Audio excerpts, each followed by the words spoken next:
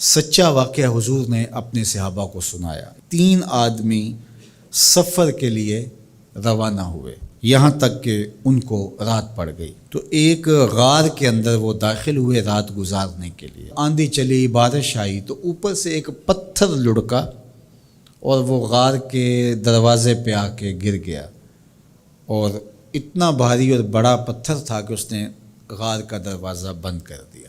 انہوں نے آپس میں بات کی اور کہا، تم اس غار میں پھنس گئے ہو، اب یہاں سے نکل نہیں سکتے مگر یہ کہ تمہارے وہ عمل جو محض اللہ کی رضا کے لیے تم نے کیے ہیں، ان اعمال کا وسیلہ دے کے اللہ سے دعا مانگو۔ ان میں سے ایک آدمی نے کہا، اللہ میرے ماں باپ بوڑھے تھے، اور میں جب بھی بکریاں چرا کر کے آتا تو میں دودھ دو کر کے سب سے پہلے اپنی ماں کو اور اپنے باپ کو پیش کرتا۔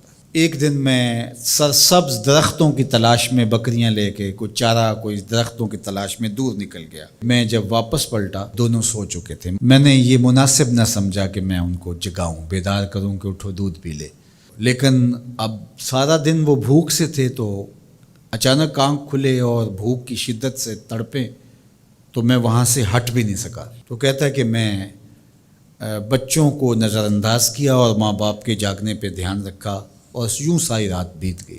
میرے ماں باپ فجر کے وقت جب اٹھے، وہ دودھ ان کو پیش کیا۔ اب یہ عمل پیش کر کے کہتا ہے، اے اللہ، اگر یہ میں نے محض تیری رضا کے لیے کیا، تو جانتا ہے میرے دل کو، تو اس پتھر کو ہٹا دے۔ تو پتھر تھوڑا سا سرک گیا، لیکن اتنا نہیں تھا کہ وہاں سے یہ باہر نکل سکے۔ اب دوسرے کی باری آئی، اس نے کہا، اے اللہ، میرے چچا کی ایک بیٹی تھی جو مجھے بہت زیادہ محبوب تھی۔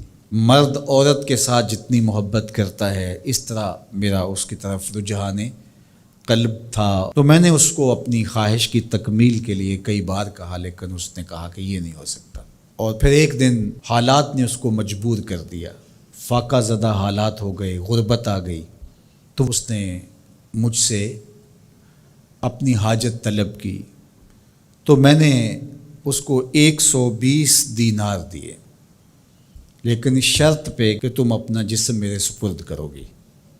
اب مجبوری سے اس نے کہا ٹھیک ہے، لیکن میں نے دیکھا کہ اس کا وجود اللہ کے خوف سے کانپ رہا تھا، اور مجھے کہنے لگی، اتق اللہ، اللہ سے ڈر، اور اس کی حدوں کو نہ توڑ۔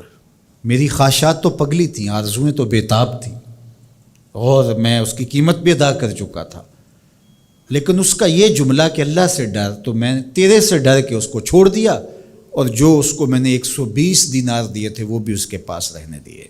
اللہ، میرے اس مخفی عمل کو تو ہی جانتا ہے، تو اگر میں نے تیری رضا کے لیے ایسا کیا تو اس پتھر کو ہٹا دے۔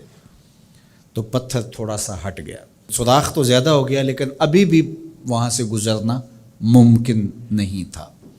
اب تیسرے نے کہا، اے اللہ، میں مزدوروں سے کام لے رہا تھا اور ان کی مزدوری میں نے دے دی، ایک مزدور بتائے بغیر چلا گیا، تو میں نے کیا کیا کہ اس کے مزدوری کے پیسے کاروبار میں لگا دیے۔ کاروبار میں برکت ہوئی، اور بہت زیادہ وہ کاروبار جو اس کی مزدوری سے شروع کیا گیا تھا پھیل گیا۔ تھوڑی سی مزدوری تھی لیکن کاروبار بہت پھیل گیا۔ اب میں اس کے اندر کچھ ایک آنا ٹگا نہیں لیا۔ ایک عرصے کے بعد وہ شخص آیا، اس نے کہا، مجھے میری مزدوری دے۔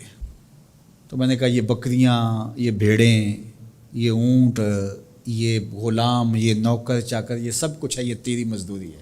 تو اس نے کہا، میرے ساتھ مذاق نہ کر، میں تو مزدوری کے وہ چند جو لینے آیا ہوں، اور آپ کہتے ہیں یہ سب کچھ تیرا ہے۔ تو اس نے ساری صورتحال بتائی، تو اس نے وہ ساری بکریاں، وہ سارے اونٹ، ساری گائے اور سارے غلام ہانکے اور چل دیا۔ کہا، اے اللہ، اگر یہ عمل میں نے تجھے راضی کرنے کے لیے کیا تھا تو پتھر کو ہٹا دے۔ تو حضور نے فرمایا، وہ پتھر ہٹ گیا اور یہ چلتے ہوئے باہر آ گئے۔ جب اللہ کی رضا کے لیے کام کیے تو مشکلوں سے نکلنے کے راستے ملتے۔ ایک روایت میں آتا ہے، جو آسانی کے وقت اللہ کو فراموش نہیں کرتا، اوکھے ویلے اللہ اس کو فراموش نہیں کرتا۔ ہم تو کسی مصیبت میں پھنسے تو چالاکیاں کرتے ہیں، کوئی چالاکی، کوئی مکر کہ اس سے نکلیں، تو مصیبت میں پھنسیں تو دعا کے لیے ہاتھ پھیلا لیں اور اچھے اعمال کا اللہ کی بارگاہ میں وسیلہ پیش کریں۔ تو زندگی میں ایسا ذخیرہ اعمال کا جمع کرو کہ جب مشکل بنے تو ان اعمال کا وسیلہ پیش کر کے مشکلات سے نکلنے کا راستہ ملے۔